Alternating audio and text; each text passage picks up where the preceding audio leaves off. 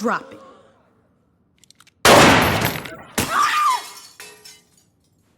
Anyone hit and need a lawyer?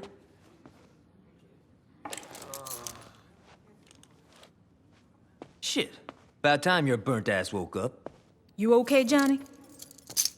Yeah, aside from almost getting sent to the chair, I'm fucking great. There's really no way to talk about Saints Row 2 without at least mentioning another small game first, so let's just get that out of the way right now. Saints Row 2 is not Grand Theft Auto 4. There, I said it.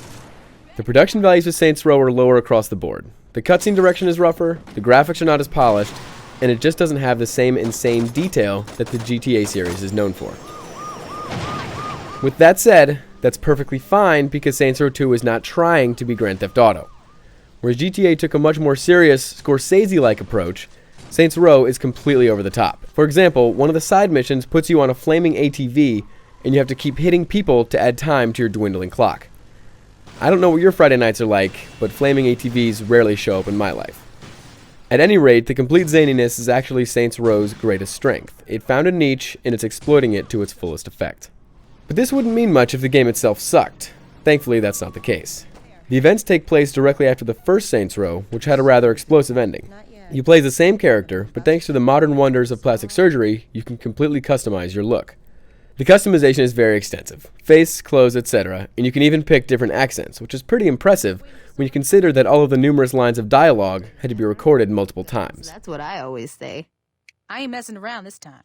From here on, you try to build up your gang to what it once was by terrorizing 45 neighborhoods and taking on a handful of rival gangs. That is to say, this is a good-sized game. It works how you expect an open-world game to work, so no surprise there. As a neat bonus, you can get perks for beating missions, things like health bonuses or a new fighting style.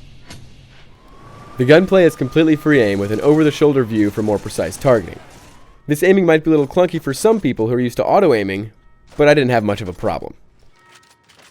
And while it's functional, the melee combat is a little janky. The animations simply aren't fluid, so sometimes characters look like awkward teenagers trying to dance for the first time. The artificial intelligence demonstrates some behavior that regresses even further than that, as enemies will occasionally stand there totally unaware of your presence, despite you being 6 inches from their face. The game also has a few issues graphically. Cars have a habit of fading in and disappearing at weird moments, characters can get stuck in objects, there are aliasing issues, and there are still open world problems like buildings popping in and frame rates that dip every so often. Even still, the game does look good, just not great. The soundtrack is also very strong. There are 11 different radio stations, and it's a good mix of stuff, including genres like hip-hop, funk, and 80s music. Multiplayer is also a strong point for Saints Row. We've talked about this on the site before, but the entire story is available through co-op online play or through System Link. You can either work together or blow each other away in a couple of different modes. The standard multiplayer is open up to either 8 or 12 players, depending on the mode, and they're all fun. In fact, this entire game is just fun when you get down to it. It's well written, the voice acting is kept at a high quality, and the missions are enjoyable. It may not be Grand Theft Auto, but don't let that keep you away. There is more than enough reason for GTA's less serious, wacky nephew to deserve your attention.